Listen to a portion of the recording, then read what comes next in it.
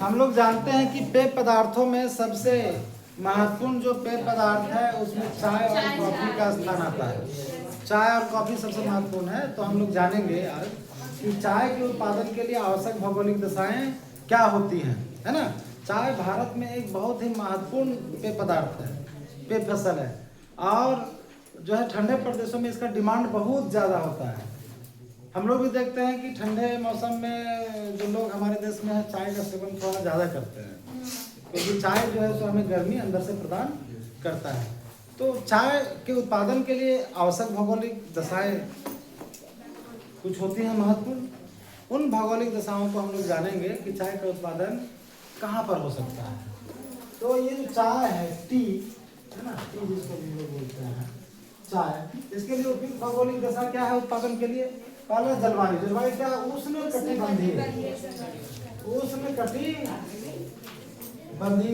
है ना, उष्ण कटिबंधीय जलवायु इसके लिए सबसे उपयुक्त माना जाता है ना। क्यों? क्योंकि उष्ण कटिबंधीय जलवायु का क्या विशेषता है, गर्म है ना मौसम और आर्द्रता अधिक होता है यहाँ पर, है कि नहीं। तो उष्ण कटिबंधीय जलवायु इसके लिए उपयुक्त है। तापमान इसके उत्पादन के लिए कितना होना चाहिए, 20 डिग्री से 30 डिग्री सेल्सियस इसके लिए उपयुक्त तापमान है उत्पादन के लिए, ठीक है। वर्षा जो है सो 150 सेंटीमीटर से 250 सेंटीमीटर, इससे भी अधिक होगा तो कोई दिक्कत नहीं है, ठीक है। तो ये हो गया इसके लिए वर्षा। मिट्टी कैसी होनी चाहिए, लेटेराइट मिट्टी, लेटेराइट मृदा, है कि नहीं। ये कहाँ मिलेगा लेटेराइट मृदा, जहाँ अधिक बारिश होगी। जिन क्षेत्रों में 200 सेंटीमीटर से 150 सेंटीमीटर से अधिक वर्षा होती है ना, तो 200 सेंटीमीटर से जिन क्षेत्रों में अधिक वर्षा होगी वहाँ की मिट्टी लेटेराइट, वो लीचिंग प्रक्रिया होती है जिसके कारण लेटेराइट मिट्टी का निर्माण होता है, समझ गए।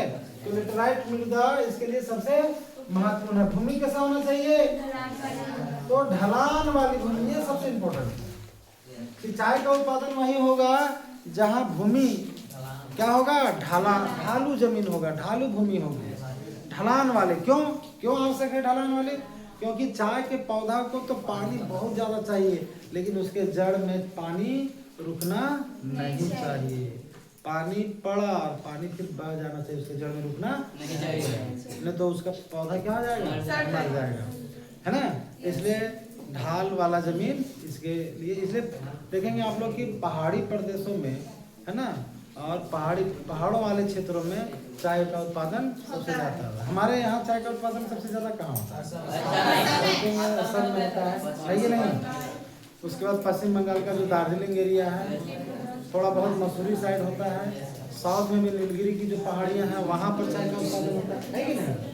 तो ढाल वाले क्षेत्रों में क्या होता है ना, चावल का उत्पादन, चाय का उत्पादन। श्रम क्या चाहिए, सस्ता श्रम, ठीक है। चाय की पत्तियों को तोड़ने के लिए सस्ते श्रमिकों की आवश्यकता होती है, खास करके महिला श्रमिकों, क्योंकि चाय के पत्ते नाजुक होते हैं। तो महिलाओं के भी जो हाथ होते हैं वो पुरुषों की तुलना में क्या होते हैं, मुलायम होते हैं। इसलिए चाय का जब पत्ता महिलाओं द्वारा तोड़ा जाता है तो चाय की पत्तियां बहुत कम खराब होती है। इसलिए चाय तोड़ने के लिए महिला श्रमिकों की ज़्यादा आवश्यकता होती है।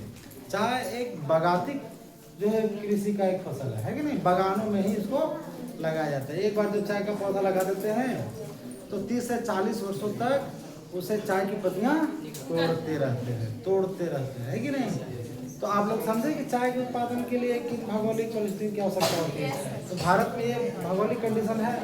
जब भारत में अंग्रेज लोग आए तो चाय के उत्पादन को उन्होंने बढ़ावा दिया, क्योंकि ठंडे प्रदेश से अंग्रेज लोग आए थे, तो उनको जो है सो पेय पदार्थ के रूप में जो उनके शरीर को गर्म कर सके है ना, तो पेय पदार्थ चाहिए था जिसके लिए चाय उपयुक्त था। तो चाय को बढ़ावा देने में अंग्रेजों का बहुत बड़ा योगदान रहा, है कि नहीं। चलिए इसको नोट कर लीजिए।